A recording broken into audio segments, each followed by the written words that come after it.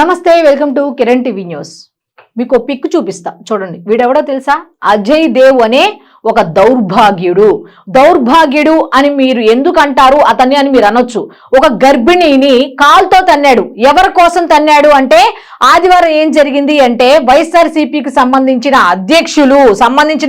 Party అధ్యక్షులు జగన్మోహన్ రెడ్డి గారి birthday function లో కేకులు కట్ చేసుకుంటూ కట్అవుట్లు పెద్ద పెద్దవి కట్టేసి పెద్ద పెద్ద డీజే సౌండ్లు పెట్టి కేకులు కట్ చేస్తుంటే, పాపం గర్భిణి ఒక ఆవిడ శ్రీ సత్యసాయి జిల్లాలో ఒక ప్రాంతంలో ఆవిడ బయటకు వచ్చి సౌండ్ తగ్గించమని చెప్పిందట.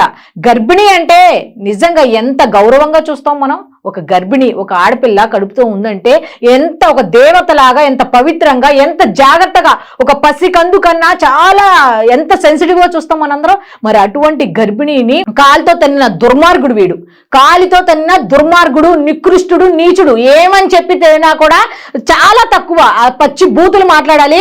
లేకపోతే ఆ భాష నాకు రాదు కాబట్టి నేను దుర్మార్గుడు, దుష్టుడు, నీచుడు అనే పదాలు మాత్రం నేను వాడుతున్నా. ఒక గర్భిణిని అంత కర్కశంగా కాలుతో తన్నాడు అంటే వీడు ఎంత దౌర్భాగ్యుడై ఉంటే కొట్టుంటాడంటారు.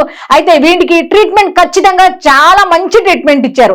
ఏ విధంగా ఇచ్చారు అనేది మాట్లాడుకునే ముందు పోలీసులు వాడికి బాగా ట్రీట్మెంట్ ఇచ్చి రోడ్డు మీద నడిపించుకుంటూ తీసుకెళ్తున్నారట. అదేంటో ఒకసారి చూద్దాం. ఎలా నడుస్తున్నాడు వాడు. చేసిన ఆ కాళ్ళు పడిపోవాలో ఏమో తెలియదు కానీ కుంటుకుంటూ వెళ్తున్నాడు. అసలు కాళ్ళు తీసేయాలి ఇలాంటి వాళ్ళని. రెండోసారి ఇంకొకటి అలా చేయకూడదు అంటే ఇలాంటి కాళ్ళు తీసేయాలి. ఇది చాలా తక్కువ శిక్ష ఒక రకంగా చెప్పాలంటే. అయితే ఈ ట్రీట్మెంట్ ఏ విధంగా వచ్చింది ఏంటి అనేది కూడా ఒకసారి మనం మాట్లాడుకుంటే, వైసీపీ రౌడీ మూకలు అని డిప్యూటీ సీఎం పవన్ కళ్యాణ్ ఏమన్నారంటే, ఈ రౌడీ మూకల గురించి మనం మాట్లాడుకోవడం అనవసరం. యోగి ఆదిత్యనాథ్ ట్రీట్మెంట్ ఇస్తే ఒక్కొక్కడు రోడ్డు మీదకి రావడానికి భయపడాలి అని చెప్పారు. కాకపోతే ఇవి మాటలకే పరిమితం అవుతాయని చాలా మంది విమర్శించారు కూడా. అయితే ఆయన ఏం చేశారంటే, అధికారుల జోలికి వెళ్ళినా పట్టించుకోలా, మంత్రుల జోలికి వెళ్ళినా పట్టించుకోలా, ఎమ్మెల్యేల జోలికి వెళ్ళినా పట్టించుకోలా, ఎవరి జోలికి వెళ్ళినా పట్టించుకోలా. కాకపోతే ప్రజల జోలికి వెళ్తే తాట తీస్తాడు పవన్ కళ్యాణ్ అనేది మాత్రం వాళ్ళు మర్చిపోయారు. ఇది శాంపిల్ గా చూపించారు. ఏమిటి అంటే, ఒకసారి ఆయన ఏమన్నారు, పవన్ కళ్యాణ్ గారు ఏమన్నారు ఏంటి అనేది కూడా ఒకసారి మనం చూద్దాం. అయితే డిప్యూటీ సీఎం పవన్ కళ్యాణ్ ఏమన్నారు, ఏ విధంగా పోలీసులు ఆయన నోట్లోంచి ఒక్క మాట వచ్చిందో లేదో, ఏ విధంగా చర్యలు తీసుకునే దాని మీద ఇలా చేశారు అనుకున్నాం కదా, అసలు ఆయన ఏమన్నారు కూడా ఒకసారి విందాం. మిగతా వారి గురించి నాకు తెలియదు. పవన్ కళ్యాణ్కి అధికారం ఉన్నా అధికారం లేకపోయినా పవన్ కళ్యాణ్ ఎప్పుడు పవన్ కళ్యాణ్ లాగే ఉంటారు, భయపడతారు. చాలా ఇంట్లోంచి బయటకు వచ్చేటప్పుడు తిరిగి వెళ్తాం లేదు అని డిసైడ్ అయ్యే వస్తాం. అందువల్ల మీ ఆకు రౌడీలు కానీ అలాగే చెప్తున్నారు.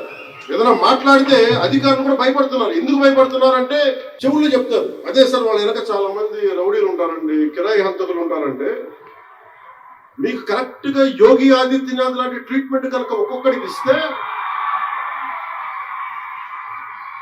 ఒక్కొక్కడికి రౌడీజం అంటే కాలు కీలు తీసి మడత పెట్టి కింద కూర్చోపెడితే, అప్పుడు కరెక్ట్ గా చెప్తా.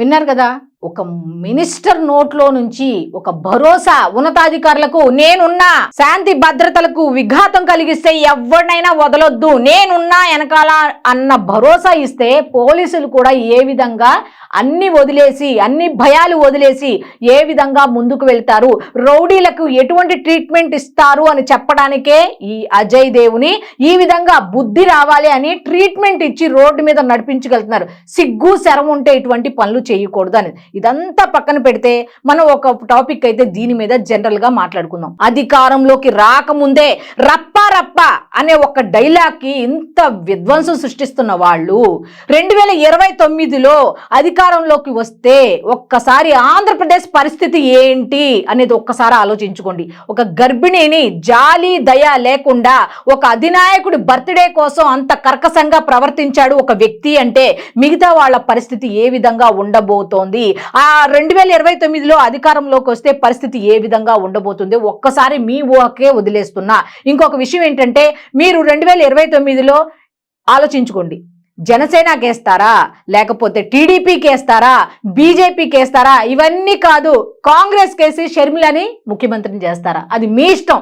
అంతేగాని ఇటువంటి వాళ్ళకి వేస్తే ఏం జరుగుతుంది అనేది మాత్రం మీ దృష్టిలో పెట్టుకోండి. ఇటువంటి వాళ్ళకి వేస్తే గెలిపిస్తే పదే 15 సంవత్సరాలు అంటున్నాడు పవన్ కళ్యాణ్, పదే 15 సంవత్సరాలు అంటున్నాడు పవన్ కళ్యాణ్ అనే మాట పక్కన పెట్టేయండి.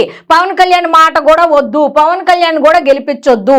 కాకపోతే మీ ఆలోచనకు ఒకటే వదిలేస్తున్నాను, ఎవరిని గెలిపించుకుంటారు అన్నది మీ ఇష్టం. కానీ ఇటువంటి వాళ్ళకి గెలిపిస్తే ఏమవుతుంది, ఏమీ రాకుండా వాళ్ళు అధికారంలో దిగిపోయి 2 సంవత్సరాలు అయింది అంతే, 2 సంవత్సరాలు కూడా కంప్లీట్ అవ్వలా, అప్పుడే ఇంత విధ్వంసం, ఇంత అరాచకత్వం, ఇంత నేరాలు, ఇంత ఘోరాలు. ఒకప్పుడు టీవీలో నేరాలు ఘోరాలు కార్యక్రమాలు వచ్చాయి, ఏదో ప్రోగ్రాంలే ఏదో ఎక్కడో జరిగిన చూపిస్తున్నారులా, ఇప్పుడు కళ్ళకు కట్టినట్టు ఈ విధంగా ఇటువంటి ఘోరాలు చూడాల్సి వస్తుంది అంటే ఒక్కసారి ఆలోచించుకోండి. ఎంత దారుణమైన పరిస్థితుల్లో వైఎస్ఆర్సీపీ కార్యకర్తలు కాదు, కార్యకర్తలు అని చెప్పుకుంటున్న ముసుగులో ఉన్న రౌడీలు ఎంతమంది ఉన్నారు, వైసీపీ వాళ్ళలో కూడా చాలా మంది ఉన్నారు. ఇప్పటికైనా మీరు రియలైజ్ అవ్వండి, ఆ పార్టీలో ఉంటే ఏమవుతుంది అని. పార్టీలో ఉండండి, కానీ ఇటువంటి పనులు చేయడానికి మాత్రం మీరు ముందుకు రాకండి.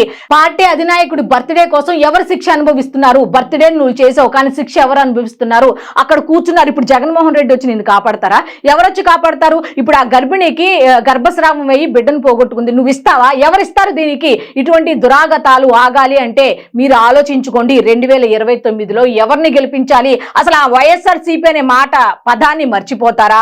లేదు అంటే వాళ్ళు అస్తమానం వచ్చి రప్ప రప్ప అంటే మీరే బదులు ఏ విధంగా ఇస్తారు ఏంటి అనేది మీ ఊహకే వదిలేస్తున్నా. ఒక్కసారి ఆలోచించుకొని అడిగేయండి. ఇది ఏ స్వార్థం కోసమో లేకపోతే ఏ వ్యక్తిగతంగా పార్టీల కోసమో చెప్తున్న మాట కాదు. ఒక్కసారి జనరల్ గా ఆలోచించుకోండి. ఒక స్త్రీ గర్భస్రావం అయ్యి అంత బాధపడుతుందంటే ఆ బాధల ఎవరికి తెలుసు? ఒక ఆడపడుచుల కింద మనకే తెలుసు. అంత కర్కోటకంగా వాళ్ళు ప్రవర్తిస్తున్నారు అంటే ఎంత దారుణమైన స్థితిలో వాళ్ళు ఉన్నారు, వాళ్ళ మానసిక పరిస్థితి ఎంత దారుణంగా ఉంది. పైగా ఇటువంటి వాళ్ళను వెనకేసుకొస్తున్నారు అంటే మాజీ మంత్రులు కానీ మాజీ ఎమ్మెల్యేలు కానీ వాళ్ళని వెనకేసుకొస్తున్నారు అంటే వాళ్ళ ఆలోచన పరం ఏ విధంగా ఉంది. అస్తమానం మీడియా ముందుకొచ్చి 2029 మాదే, మేము వస్తాం, అప్పుడు మేము చూసుకుంటాం అంటూ సాక్షాత్తు అధ్యక్షులు వారు ఒక మాట అన్నారు. ఏమని? మేము వచ్చిన 2 నెలల్లోనే ప్రతి ఒక్కళ్ళని జైలుకు పంపిస్తాం అంటే ఆ మాటలో ఎంత అర్థం దాగిందో ఒకసారి మీరే అర్థం చేసుకోండి. సో మీరు కనుక ఇది రైట్ ఆర్ రాంగ్ అనే దాని మీద ఒక్క కామెంట్, మీరు అభిప్రాయాన్ని మాత్రం ఖచ్చితంగా తెలియచేయండి. ఇటువంటి రప్పారప్పాలకే ఇంత విధ్వంసం సృష్టిస్తే రేపు పరిస్థితి ఏంటి అనే దాని మీద మీ అభిప్రాయాన్ని తప్పకుండా తెలియచేయండి.